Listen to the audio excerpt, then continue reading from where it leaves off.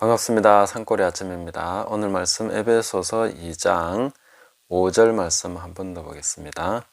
허물로 죽은 우리를 그리스도와 함께 살리셨고 너희는 은혜로 구원을 받은 것이라.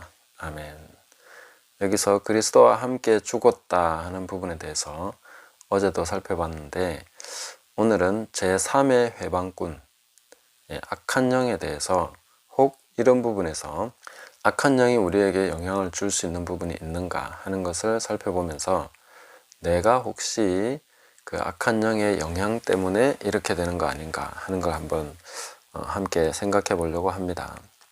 자, 우리가 그리스도와 함께 죽었습니다 하고 고백하면서 또 믿음으로 그렇게 나가면은 이 죄가 내 속에 있는 정욕, 분노 혹은 미움 이런 것이 끝장날 수 있겠구나 하는 것을 아는 시점이 오게 됩니다.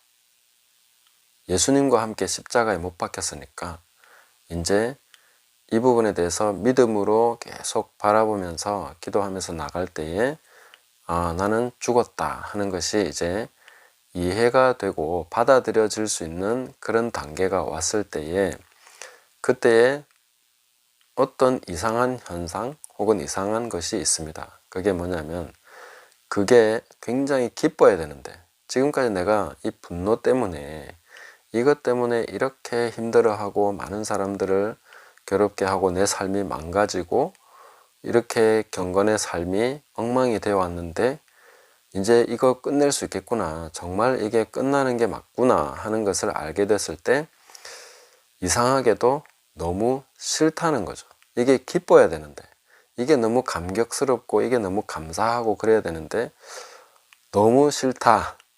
여기서 이상하게도 그것을 받아들이고 싶지 않는 마음이 있다는 겁니다. 너무너무 싫다. 그런데 이유가 뭔지는 모르겠다. 이런 것이 이제 제3의 세력 혹 영적 세력이 개입된 것이 아닌가, 이런 것을 의심해 볼 부분이다 하는 것입니다. 내가 하나님의 말씀대로 살아갈 때에 이런 것을 내가 기뻐하고 가야 되는 것이 맞는데 이 죄가 끝나고 이 정욕이 떨어지고 이제 내가 정말 하나님의 말씀대로 살 수 있겠구나 하는 것이 보이기 시작하면 즐거울 줄 알았는데 그렇지 않을 때 우리는 적지 않게 이상한 느낌을 갖게 되는 거죠. 그리고 이상하게도 그것을 외면하고 싶지 않은 거죠. 그 싫은 마음을 끌어안고 싶은 것이고 이 분노를 버리고 싶지 않은 그런 마음이 있다는 것입니다. 일종의 애착 관계가 형성되어 있는 거죠.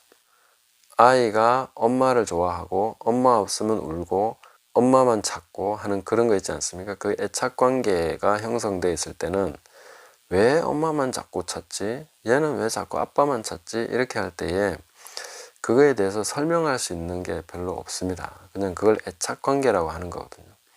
그러니까 우리가 어떤 시점에 어떻게 형성됐는지는 모르지만 이 악한 영과 일종의 애착 관계, 서로 공생 관계, 이런 것이 형성돼 있을 수 있다 하는 것입니다.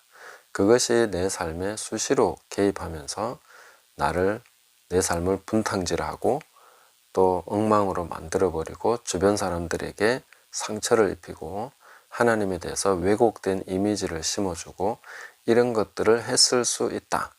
이거는 확정한다기보다는 그 부분에 대해서 우리가 의심해보고 기도하면서 분별할 필요가 있다 하는 것입니다. 내가 그리스도와 함께 십자가에 못 박혔나니 그런즉 이제는 내가 사는 것이 아니다 라고 할 때에 이것이 나 자신이 죽는 거죠. 내가 없어지는 것입니다.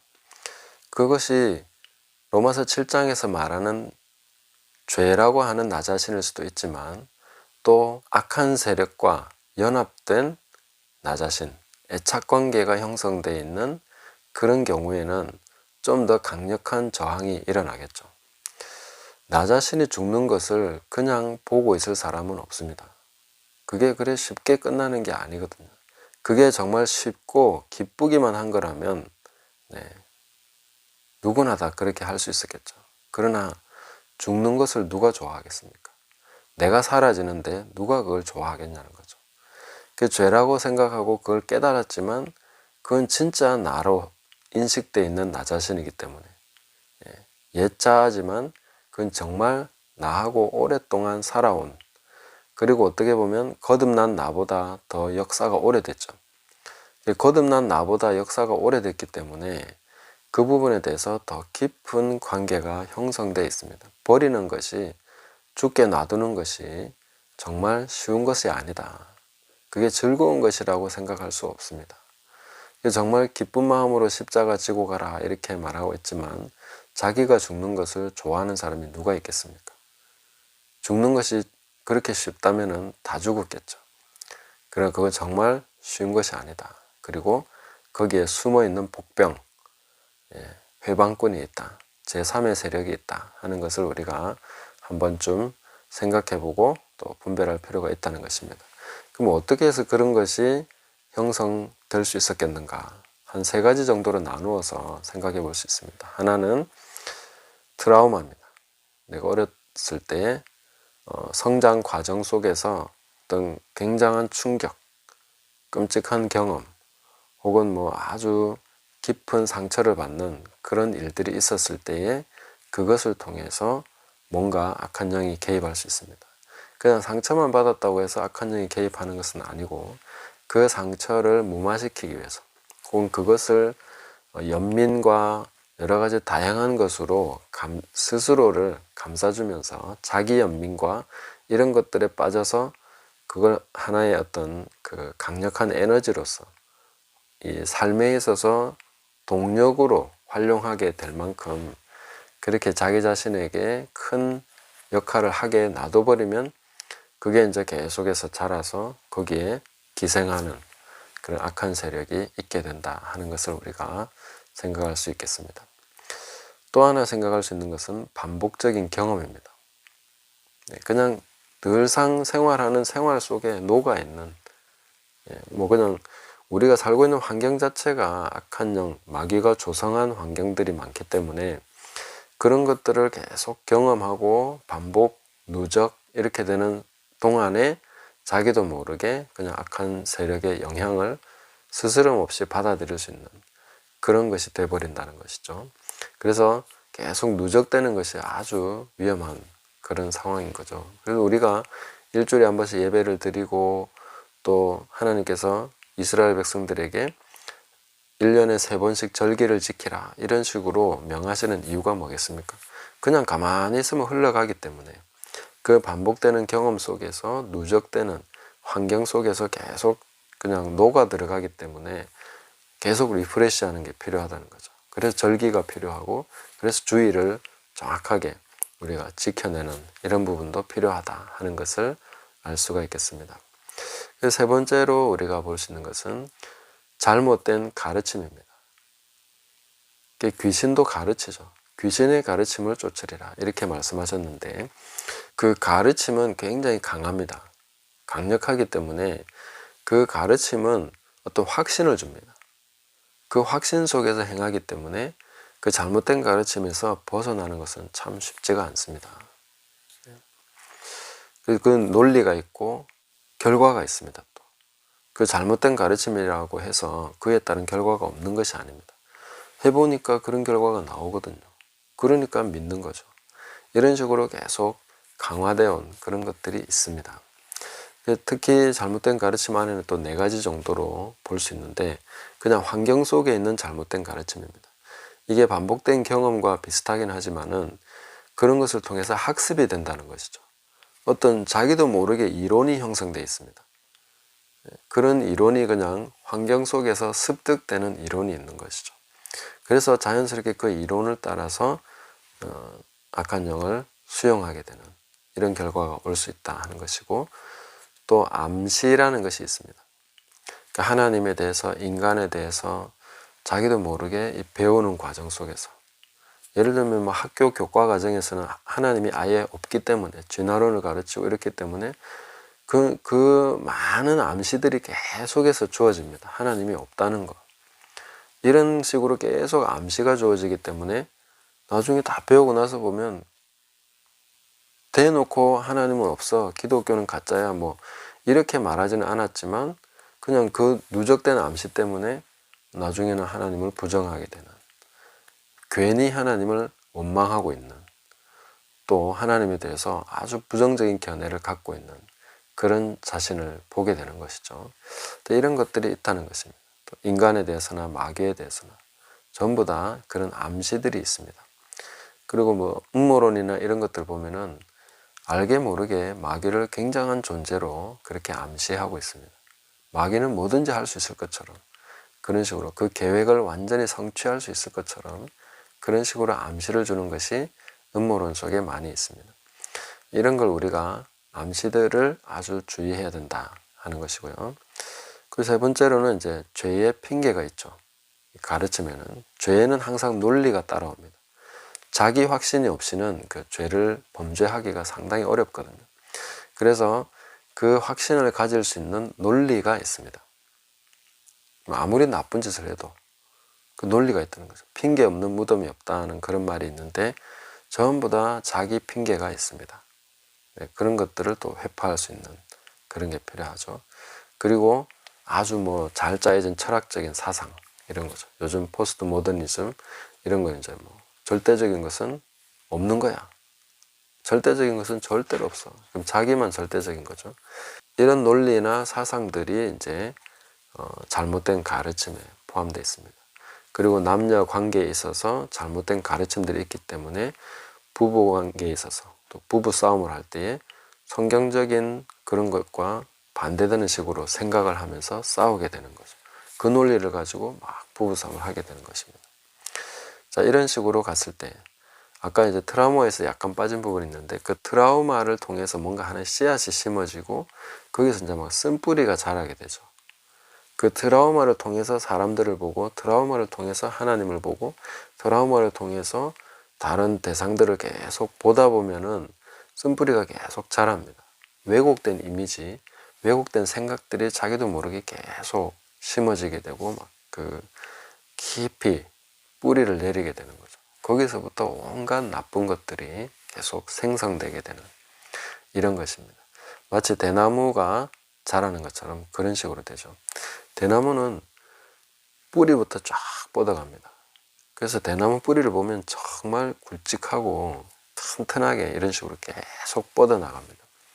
뿌리를 많이 뻗어놓은 상태에서 우후죽순이라는 말이 있죠. 비가 쫙 내리면 거기서 막 그 뿌리에서 그냥 막 죽순이 팍 올라오는데 그게 바로 이제 쓴뿌리를 생각할 때 대나무를 한번 생각해 보시면 됩니다. 어떤 조건이 되면 그 쓴뿌리가 잠재되어 있다가 막 확 올라오는 거죠. 감당할 수 없을 만큼 올라오는 이런 것들을 볼 수 있게 되는 것입니다.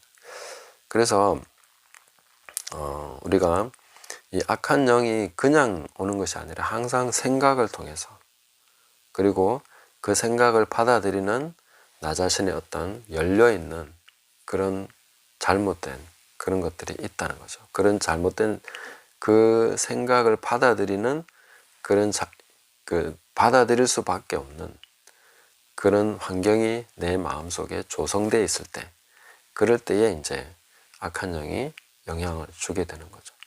그게 이제 악한 영의 영향이 내가 예를 들어서 분노에 대해서 조절이 안 되는데 그 분노에 대해서 이제 하나님 말씀을 깨닫고 내가 예수 그리스도와 함께 십자가에 죽었구나.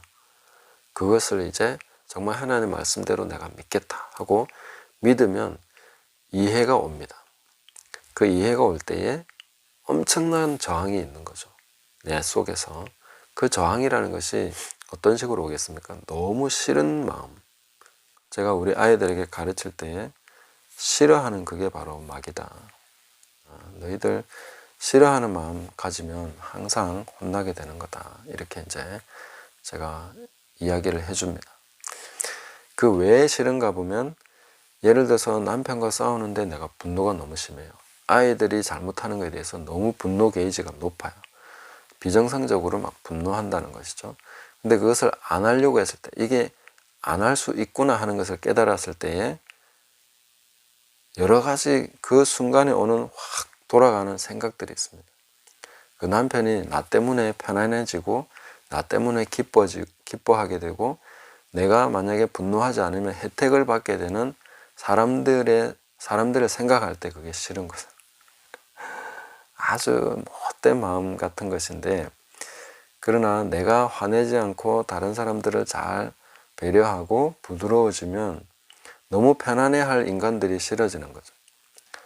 그리고 그런 것들이 너무 이게 그 사람에게 혜택을 준다는 것이 아주 못 견딜 정도로 싫은 것이죠. 그게 죽기보다 더 싫을 수도 있습니다. 그러니까 못 죽는 거죠. 그리고 그 분노나 이런 것 같은 경우는 하나의 방패이기 때문에 자기 자신의 연약함을 보호하는 방패입니다.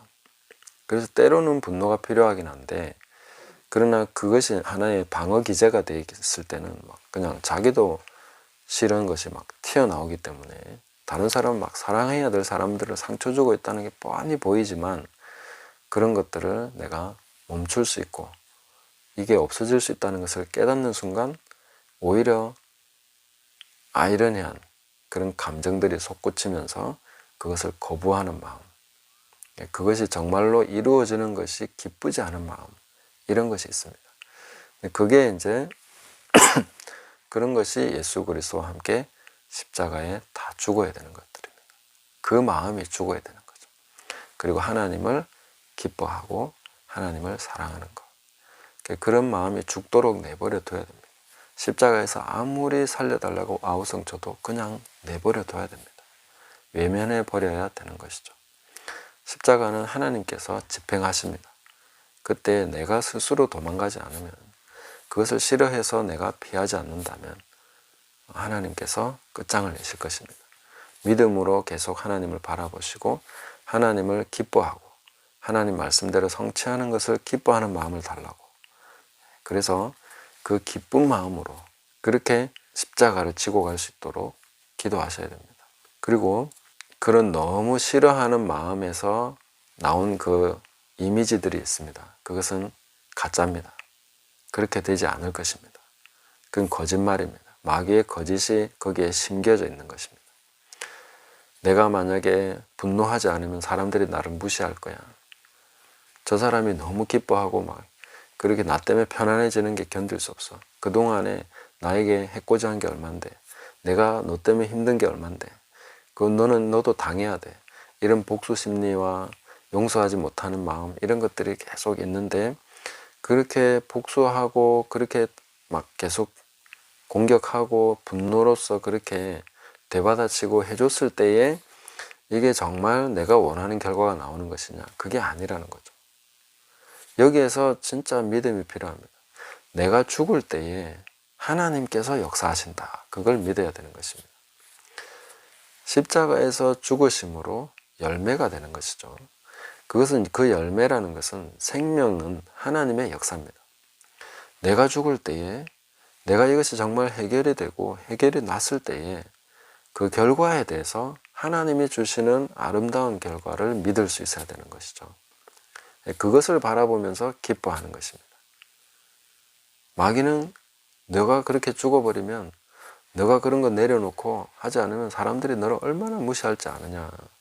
그것이 내 마음속에 막 심겨져 있습니다. 그게 악한 생각의 논리죠. 그게 마귀적 논리, 귀신들의 가르침입니다. 그런 것들을 계속 우리는 그냥 수용하고 있었던 거예요. 너무 괴로운 거예요. 그런 걸 생각하면. 그리고 내가 이것을 그만두면 그 뒤에 감당할 수 없는 그런 것들이 있을 거야 라는 그런 막연한 느낌 같은 거, 이런 것들이 믿음으로 한 걸음 나가는 것을 방해하는 것이죠. 그럴 때 우리가 예수 그리스도를 바라보는 것입니다. 하나님께서 이 모든 것에 대해서 결과를 책임지시고 이 부분에 대해서 하나님께서 보상하신다. 십자가에 대한 보상은 하나님만이 주실 수 있습니다. 사람이 주는 게 아닙니다. 남편이 보상해 주는 게 아닙니다. 아이들이 보상해 주는 게 아닙니다. 하나님이 보상해 주십니다. 내가 십자가 지고 가면, 내가 그 십자가에 나를 내어주면 그것이 바로 하나님이 나에게 보상해 주십니다. 그래서 능히 하나님께서 살리신다. 하나님께서 생명의 역사로 인도하신다. 열매 맺는다. 하는 것에 대해서 우리가 그 하나님을 기뻐함으로 따라가야 됩니다. 그럴 때에 이게 마귀의 영향력이면, 귀신의 영향력이면 귀신 쫓아내야 되는 거 아닙니까? 이렇게 생각할 수 있는데 귀신 쫓아내는 게 능사가 아닙니다. 왜냐하면 쫓아내는 게 싫거든요. 귀신이 나가는 게 싫다는 거예요. 이게 참 말이 안 되는 것 같죠. 귀신이 분명히 귀신인데 왜 쫓아내는 게 싫을까요? 그게 애착관계라고 제가 말씀드린 것입니다. 귀신이 도와주면서 있는 것입니다. 그냥 있는 게 아닙니다. 뭔가 일종의 마약과 같이 중독성이 있습니다. 나한테 도움이 되는 면이 있는 것이죠. 물론 그걸 통해서 모든 것을 다 뺏어가고 있었지만, 겉으로는 도움이 되는 것 같았지만 결과적으로 보면 엉망진창으로 만들어 놓은 거잖아요. 삶이 완전히 안 되게 해놓은 그런 거잖아요. 많은 사랑해야 될 사람들을 상처 주게 만든 그런 거잖아요. 그렇지만 애착관계가 있습니다. 희한한 애착관계. 그게 바로 악의 골이라는 거죠. 그래서 그냥 쫓아내면 또 너무 허전하고 그 없는 상태가 힘들기 때문에 쫓아내주는 것만 능사가 아니라는 거죠. 그게 그러면 이 상태에서도 우리가 하나님을 기뻐함으로, 믿음으로 예수 그리스도를 바라보면서 나가게 될 때 귀신의 자연스러운 그 터가 없어져 버립니다. 발판이 없어지면 올라가지 못합니다. 그 아이들 타는 스쿨버스 보면 그 아이들이 탈 수 있게 발판이 쫙 나옵니다. 그것만 없애버리면 발이 짧은 아이는 못 올라가겠죠. 그런 것처럼 마귀가 귀신이 밟을 수 있는 발판만 없애버리면 귀신은 자연스럽게 내 삶에 영향을 줄 수가 없습니다. 내가 완전히 사로잡힌 게 아니기 때문에. 이제 제3의 세력으로 복병처럼 역사하고 있기 때문에 그 발판만 없애버리면 자연스럽게 떨어져 나가게 되는. 그렇기 때문에 하나님을 기뻐하면서 우리가 악을 미워하게 되고 죄를 미워하게 되고, 미워하게 되면 당연히 쫓아내게 되겠죠. 그것은 두말하면 잔소리이기 때문에 이 중요한 것은 이제 이 잘못된 가르침, 잘못된 경험들 이런 걸 통해서 자연스럽게 형성되어 있는 일종의 애착관계 이런 것들을 파악을 하고, 아, 내가 여기에 속으면 안 되겠구나. 그러니까 하나님을 기뻐하고 하나님을 바라보시면서 그 하나님께서 주시는 보상, 하나님만이 나의 상급입니다. 사람들에게서 뭘 바라면은 자꾸 여기에 패턴에 말리게 됩니다. 그렇게 하면 안 되는 거죠. 하나님만을 바라보고 하나님께서 주시는 상급만을 바라보고 보상만을 바라보고 내가 주님과 함께 십자가에 못 박혔다 하는 것을 믿음으로 바라보고 계속 가는 것입니다. 그러면 그 이후에 주님의 약속대로 됩니다. 하나님이 역사하시면 나의 죽음, 내가 십자가에 못 박혔을 때 그것을 근거로 해서 성령께서 내가 그동안 상처 줬던 잘못된 관계를 형성했던 그런 사람들에게 성령님이 역사하셔서 내가 예상치 못했던, 내가 정말 바랄 수 없었을 만큼 좋은 것들이 그 사람들에게 일어나게 하나님이 역사하십니다. 우리가 다른 어떤 것을 보면 계속 속아 넘어갑니다. 진리의 말씀, 하나님의 약속을 바라보시면서 그 하나님이 주시는 보상, 그것만을 유일한 소망으로 삼고 나갈 때에 그 외의 것은 먼저 그 나라와 의를 구하며 이 모든 것을 너희에게 더하시리라 하는 약속대로 그 외의 것은 내가 바라는 것보다 훨씬 더 좋은 방식으로 하나님께서 역사하실 줄 믿고 그 하나님, 그 신실하시고 전능하신 하나님과 동행하는 복된 저와 여러분의 삶이 되시기를 예수님의 이름으로 축복합니다. 감사합니다.